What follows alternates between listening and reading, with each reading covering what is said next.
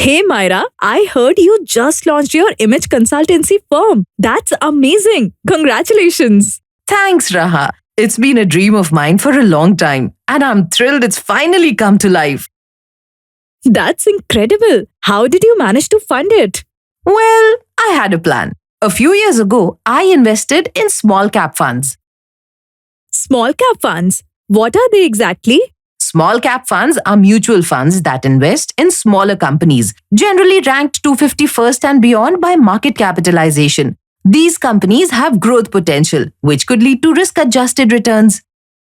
Wow, that's such a smart move. I'd love to start investing for my dream business too. You absolutely should. Just remember, it's important to match the funds with your financial goals and risk appetite.